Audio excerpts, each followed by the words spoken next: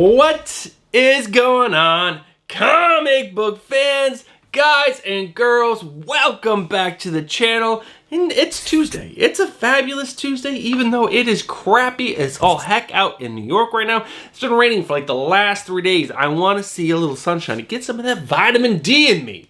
But guys, it's Tuesday, which means it's the day before New Comic Book Day, which is the best day of the work week. And that means it's time for another Wednesday pull list, which is your hype video for New Comic Book Day. And this week's New Comic Book Day is May 7th of 2025. In today's video, I will cover all the best covers coming out this week.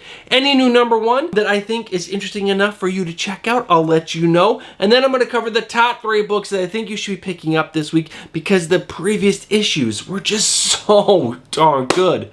And then we'll wrap this video up covering the rest of the books on my pull list. So let's not waste any more time. Let's kick this video off with checking out all those amazing covers that are on my cover lover picks. All right, so like any other week, there are a lot. There's always a lot of amazing covers, especially in 2025. There seems to be more amazing covers coming out every single week. But that's okay. That just means we get more exciting artwork to share with you guys. So let's go ahead and kick this off with 3. That's right, 3 covers for Ultimate Wolverine issue #5. Now the first one up that I like is the 1:25 ratio variant done by Steven Segovia. And it's just a really cool picture of Wolverine, like diving through the air with his claws out. Looks like he's gonna attack probably Sabretooth. Now next up is the Ultimate Special variant coming from Linnell Francis Yu, featuring Ultimate Sabretooth, which he looks almost just like regular Sabretooth, but with like one of those nice little mustaches. So good.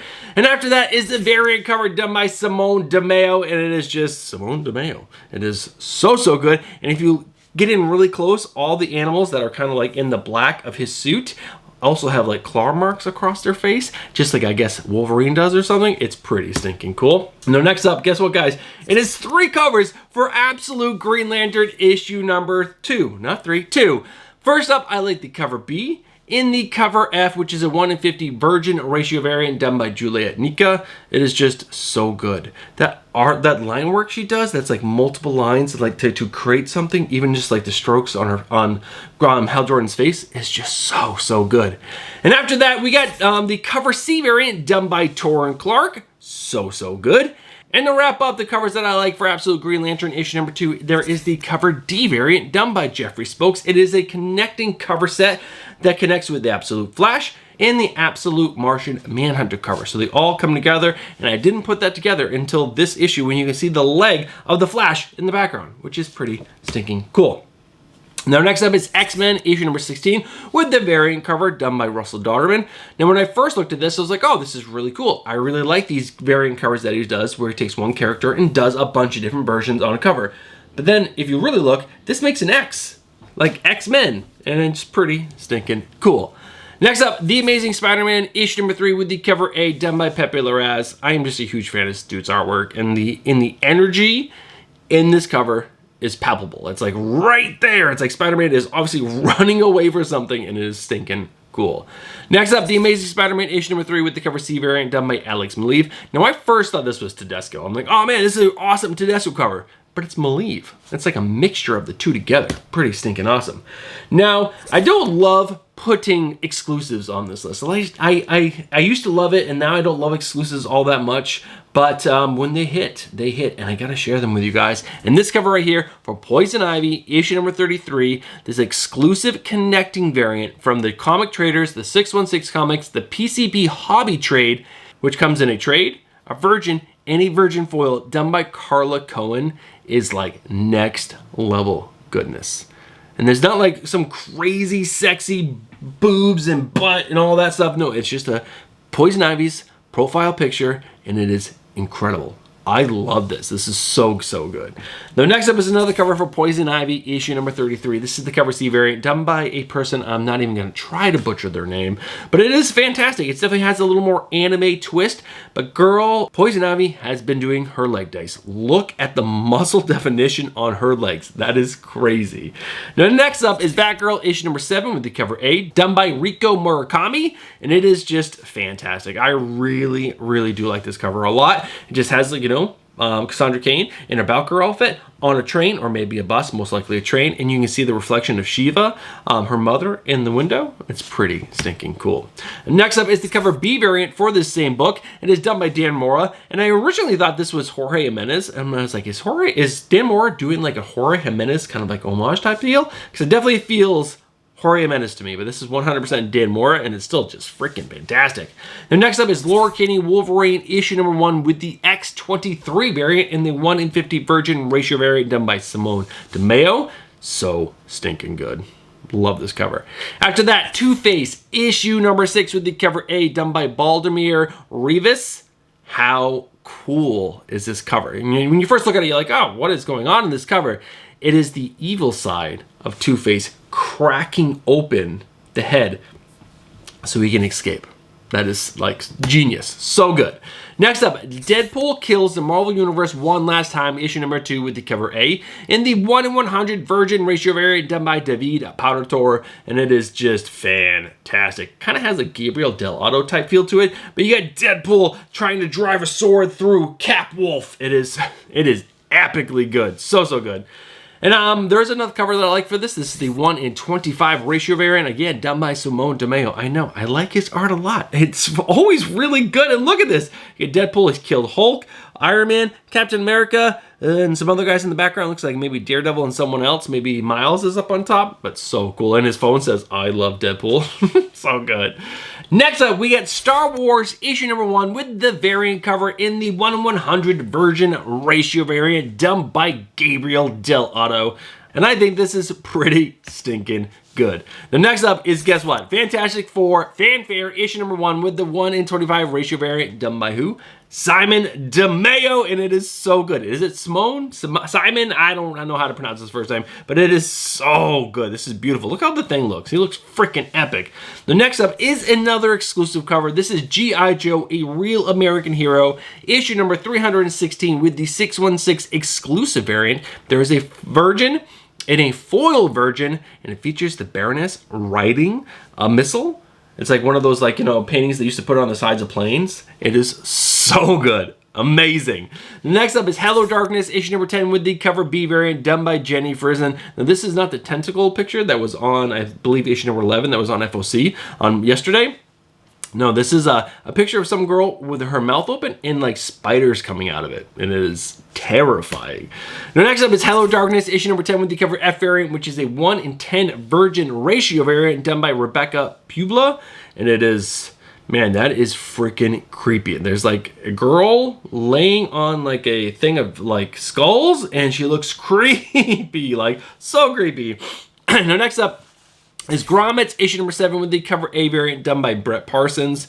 If you've been enjoying this series, you know why the cover A is on this cover level list, because it is just so good. The art is fantastic. The story just hits home right here. It is so good.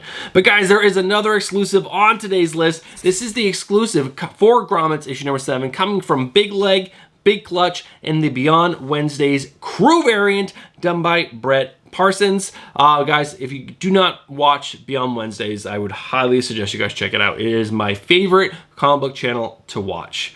It is just a live stream that happens multiple times a week with multiple different topics, looking into the industry and everything else. It is a fantastic place just to like hang out with other people and just listen to them talk comics. It's such a great YouTube channel.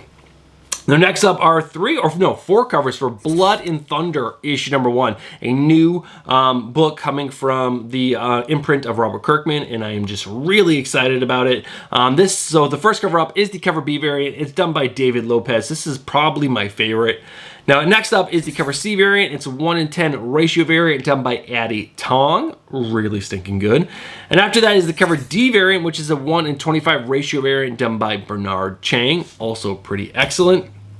And the final cover, which is probably my least favorite, is the cover E. It's a 1 in 50 ratio variant done by J. Scott Campbell. But I'm sure this is going to be one of the more desired ones because it is done by J. Scott Campbell. Now we have three covers left. Next up is Captain Planet. You heard me right. Captain Planet has a new series coming out at Dynamite Comics.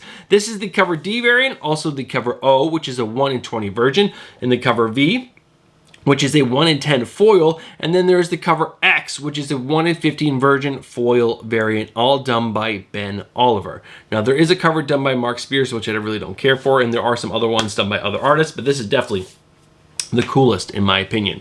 Now next up is a very Adam Hughesy cover. This is Pop Kill issue number 3 with the cover B variant done by Adam Hughes. Now I went ahead and ordered myself like 5 or 6, maybe even 10 of these suckers because it is so good. Got them at a discount and this cover is just freaking amazing. Now this is open order, so this is not going to be a spec book, I don't think. Maybe in years from now when people forget about this cover and then they see it and they want it, possibly, but this cover is just, it is so good. Now the final cover that I want to share with you guys is for Los Monstros, issue number 1, the cover E variant done by Dan Panozin. Now I don't think the wolf looks absolutely epic, but his 2 lovely ladies behind him look really good and really fill out this cover and just make fantastic. We're also going to talk about this in the new number 1 section because this is the only new number 1 on my pull list. So guys, that is it for my cover lover picks. It is time to check out my pull list.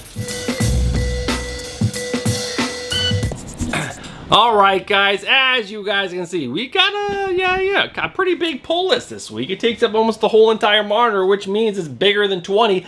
That's right, it is bigger than 20. There's 24 books on my pull list this week. Now, these right here for you guys are blurry, they're small, they're tiny. What am I doing? Let me go ahead and throw them up on screen right now. Guys, like I said, there are 24 books on my pull list. There is 1 new number 1. There is 9 DC books, 6 Marvel books, and 9 indie titles. Now, I'm gonna be honest with you guys. I was away this weekend, and I usually do a lot of my reading on Mondays. And Mondays, yesterday, my work day was absolutely insane. I worked from 10 a.m. all the way until 11 p.m. at night. I was on meetings and calls and trying to get things out to clients on time. It was bananas. So I was able to read 17 books. So that means I did not read 6. That's right. I did not read 6 of the books that are on my pull list this week. So none of those books will be able to make the top 3 list, but every other book will be. And I'm just a little disappointed with myself because there are some books that I really wanted to read that I did not get to. But that is my pull list this week. A pretty big doozy one, but there are no books on the chopping block. Everything I read was a decent, good read or better. So let's go ahead and move over to the new number 1 that I think you guys should be checking out this week because it sounds pretty stinking cool. Before we dive into that new number 1, I just gotta take a quick break in the video and ask you guys who are watching this video right now, if you're enjoying today's content, can you do me a favor? Smash that like button. It really does help out this channel and this video series so much. So if you guys could smash the like button, then we can move right over to that new number 1. All right, guys, we got a very interesting new number 1 on my pull list this week. It's coming from Dark Horse Comics. It's called Los Monstros, issue number 1. Now, I probably butchered that, and you guys know I cannot pronounce most words in the English language or even Spanish language, but this book is coming from the writer of James Robinson, and it has art by Jesus Manero, and this book just sounds really stinking cool. Let's go ahead and read the synopsis. The time is the 1950s, and the place is a very unique American city. Los Monstros is entirely populated with classic monsters from movies and folklore. Vampires, man monsters. What is a man monster? I don't know what that is. Werewolves, mummies, and many other fantastic creatures. Perry Cutter, werewolf PI.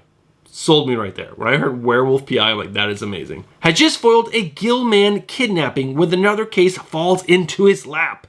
The case? Finding a missing vampiress. Seems simple enough until Perry realizes he must walk a razor's edge between crime boss and pyramid casino owners Rasmus and the hard-boiled team of vampire cops known as the Night Shift. Perry is reminded yet again that nothing in this city is simple. Come visit Los Monstros, a wild, wonderful city full of monsters and mystery.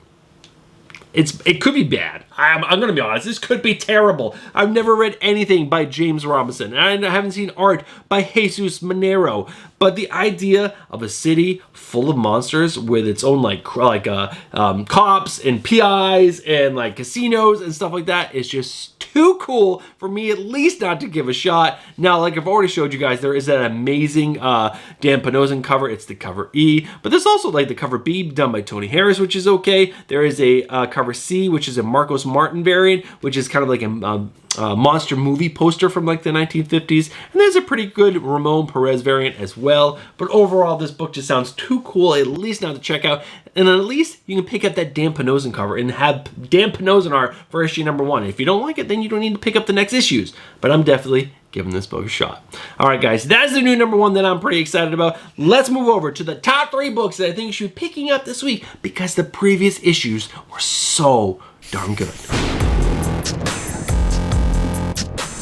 All right, guys, the number 3 book is Absolute Superman issue number 7. This is coming from the writer of Jason Aaron, and this has art by Carmine Di Giamencio. Now, guys, Carmine is new to this book. I don't know if he's doing the next story arc and then Rafa Sandoval is coming back. But I gotta tell you, I did not mind the art all so much. He's not Rafa Sandoval. Rafa Sandoval was freaking amazing on the first 5 issues. But in issue number 6 with Carmine on it, it was pretty stinking fantastic. Now, we had in issue number 6 the whole introduction to Ma and Pa Kent. It was a great introduction. I loved how the story was slightly different, but very much similar to what was normal. But then at the end of the story, there was a little bit of a very sad, very tragic story about the Kents, which was really hit home. And it was really cool to see that Superman's roots at home, which his parents were farmers, just transitioned over to the farm where he landed on, the Kent's farm, and he was already like helping them towards the end of the story. And it was like they knew he must have been a farmer from where he came from, which was just a cool connection to be made. It was simple, it was easy, and it pushed the story along so well. I really enjoyed issue number 6, and I'm really looking forward to issue number 7. We're going to get a lot more of Brainiac in this, and it is just turning out to be one hell of a tale. And I totally just remembered the epic last page in issue number 6, which you found out who is the leader of the Lazarus Corporation, which we already knew, but having it confirmed was just so damn cool. Jason Aaron is doing one hell of a job telling the story of Absolute Superman. The twists and turns along the way have just been incredible. Now, the variant covers for this issue, I really did not care for any of them. Honestly, I'm just picking up the cover A. Are you excited about any of the variant covers, guys? Let me know down in the comments below. But let's go ahead and move on to the number 2 book that I think you should be picking up this week because the previous issues were just so good. All right, guys, in the number 2 spot of the books that I was able to read is Black Canary, Best of the Best, issue number 6, coming from the writer of Tom King and has art by Ryan Sook. This is a 6-issue miniseries. This issue right here is the final issue. And you guys know I am a Tom King fan. I like a lot of what he does, not everything. I'm gonna be honest with you guys, I don't love everything. But man, lately, his writing has been like freaking incredible. I'm talking about Helena Windhorn.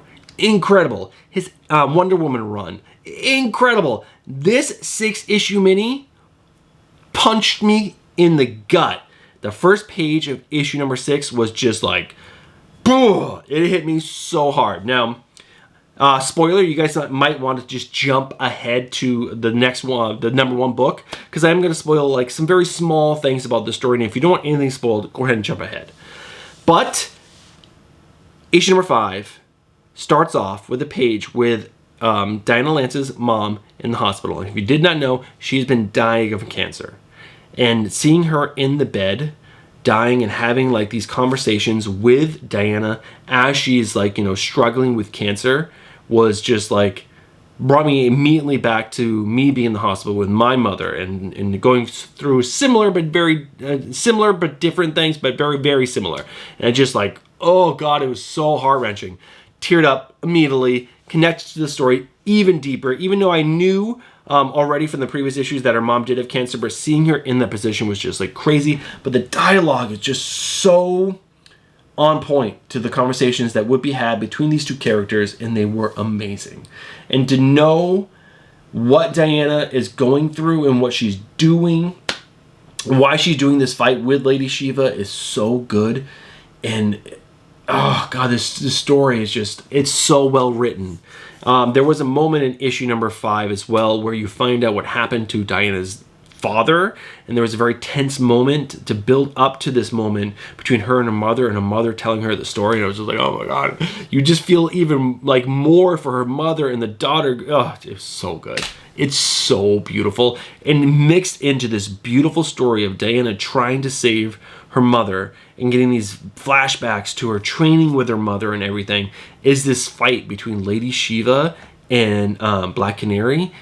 And the ringside announcers are voicing it as it's going along, and you're reading it, but then you get these mixed into all that craziness is these amazing emotional moments.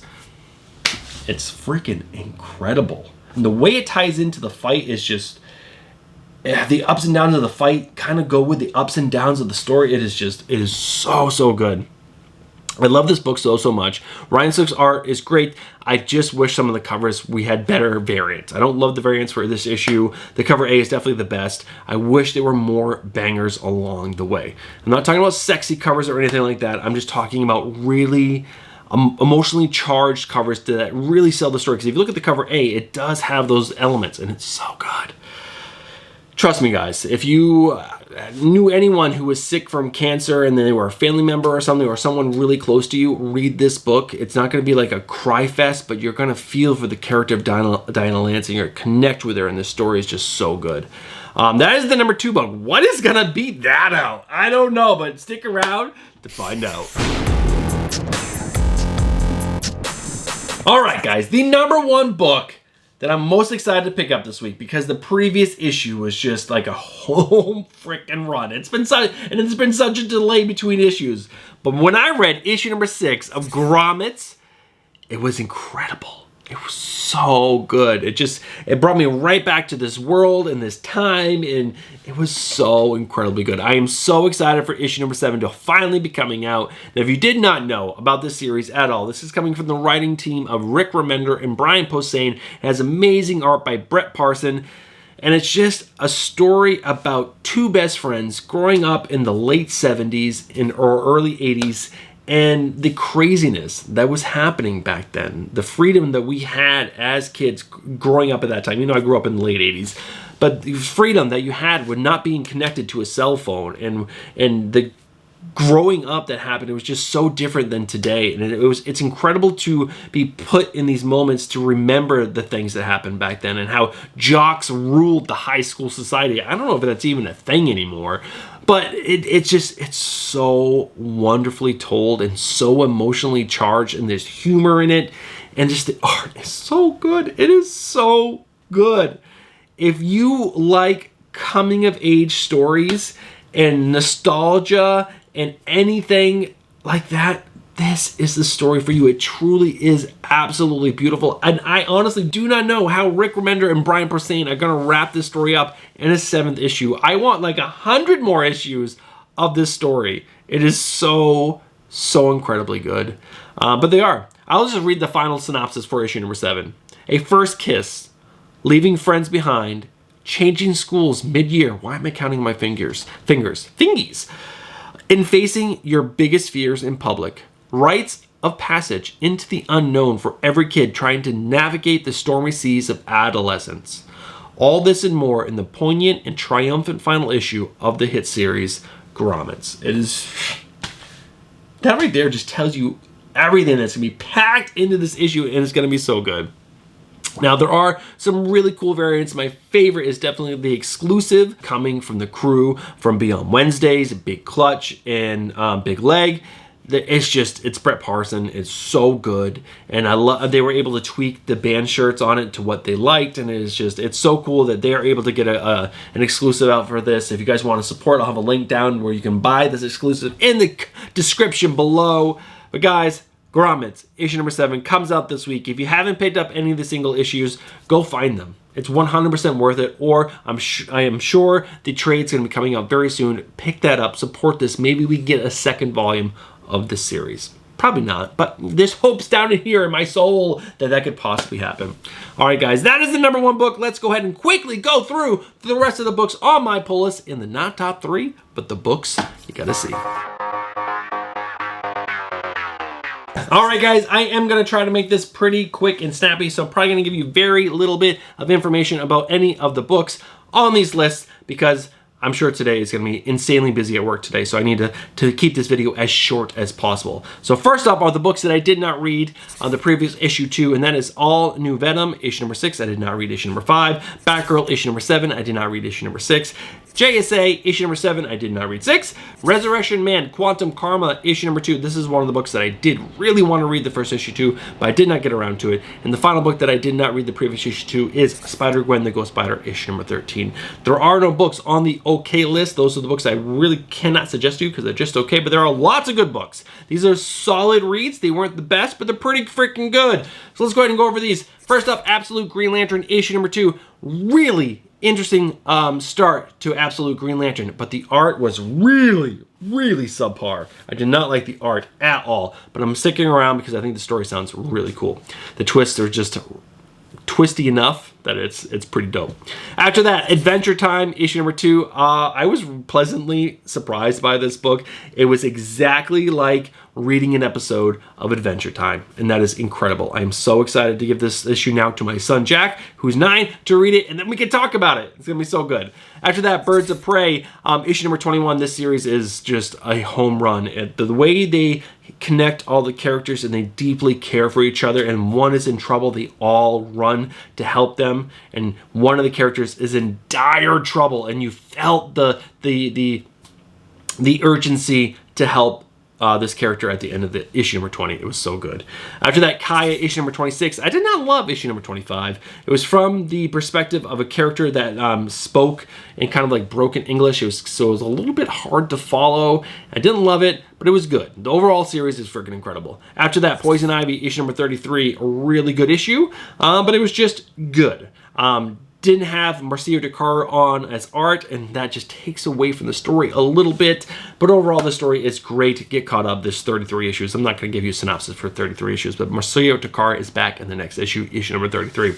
Next up, Pop Kill, issue number 3. A really fun espionage book. I like it. I like it a lot. Check it out. 2 brothers that run competing soda companies, hate each other, and one of them has an engineer that's come up with a formula to where carbonation will never go away. So if you open a can, it just fizzes forever. And then they're fighting over that. It's pretty funny. It's pretty good. After that, Sam and Twitch Case Files, issue number 13, a great detective series put in the Spawn universe, and now we're finally getting a little Spawny stuff in there. Pretty sticking good. After that, The Scorch, issue number 40. One of the better team books I've read in a very long time. It is so good. So good. Not great, but still so good, and the artwork is amazing. After that, Thundercats Lost, issue number 2. Great introduction to these new Thundercat characters, and I had a lot of fun reading it. It was not the best, it's not the great, but it's a good Thundercats book, and the art is better, like so much better than Thundercats. Why can't we get a good artist on Thundercats, the main book? After that, Two-Face, issue number 6, a solid book. A lot of it was about a character that is an underling to Two-Face. So good. And then we're going to wrap up the good with X-Men, issue number 16. Cassandra Nova, new X-Men, and we finally got introduced to X-Men 3K. Pretty cool. The Amazing books. I'll give you a little bit more information on these. The Amazing Spider-Man, issue number 3 is coming out this week. Issue number 2, the full issue was all drawn by Pepe Larraz. There was no JRJR, which was fantastic. The story was super solid. In issue number 1, he gets pumped full of a hallucinogen, and he's just off his rocker, losing his mind in issue number 2. All kinds of craziness pursues because of this poison that's coursing through his veins. So good. And at the end of issue number 2, there was a great cliffhanger, and there's a character that is introduced to me that I have no idea who it is. I think it's called Itsy Spitsy Spider or Itsy Spider or something. Pretty stinking cool. I'm actually enjoying the current, like, not Ultimate Universe Spider-Man. Issue number 1 was okay, but issue number 2 definitely has me more excited for issue number 3. Next up, The Moon is Following Us, issue number 9. Issue number 8 was so good. It had lots of really emotionally charged moments for the mother and father of the daughter that they're trying to save, mainly because the father is not admitting to some tragic thing that happened in his past, and it's affecting the world that is the dreamscape of their daughter, and it's affecting the wife, and the wife is doing her best to help her husband, like, just tell her about what's happening, because that will help them fight the bad guys in the dreamscape. And it was so good. It was so good. Love this book. I didn't love it at the beginning, but now I'm completely in love with it. It's so good. Riley Rossmo, Daniel Warren Johnson on this book. It's just incredible. The final book on the grate is Ultimate Wolverine, issue number 5. Now this has art by Alessandro Cappuccio. It's written by, oh man, I'm totally forgetting the name. It's a writer that, Chris Condon. I think that's the name of it. I'll put it up on screen in case I'm wrong. This book is so good. I had no idea that the writer was going to be this good on this book. This Ultimate Wolverine story, it has layers that I did not think it was going to have. An issue number, I read 3 in 4 because it was an issue behind this week. I read 3 this weekend, and then I read 4 yesterday. It was so good. So good. It was almost in the number 3 spot, but Absolute Superman was definitely better. But the build, we're on issue number 4. This is a 12-issue maxi. I don't know how they're going to stop at issue number 12. I would rather see this, like, possibly go on, because the character of Ultimate Wolverine is incredible in the Ultimate Universe characters that they're deciding to put in, and it's just really good. All right, guys, now that is the not top 3, but the books you're going to see. Let's go ahead and wrap this video up. All right, guys, we are at the end of today's video. I hope you enjoyed it, and if you're still watching from the beginning all the way to this point in the video, you guys know what you are. You guys are legends. Now, before I tell you guys to subscribe, I am going to remind you guys that tomorrow or Friday, there will be my 5K giveaway video dropping. I have all the books selected. There will be 2 winners, and the first winner will be able to pick one of the 2 stacks of books, and then the second place winner will get the other stack of books. I hope you guys enjoy it. And there's just free comic books that you guys are going to be able to get. It's nothing incredible, but it is a 5K giveaway. It's my thank you to you guys, to all the subscribers and watchers of the channel. So that will drop later this week. Now, if you watch this video and you enjoy comic book content and you're not subscribed, I'm just gonna say, what are you doing? Get yourself subscribed, hit that bell for notifications, and smash that like button. All right, guys, that's gonna do it for today's video. I'll be back, like I said, with the 5K giveaway, and I will also be back this week later with my final order cutoff highlights video. All right, guys, have a great new comic book day. Have a great week. And I'll catch you guys in the next one. Peace.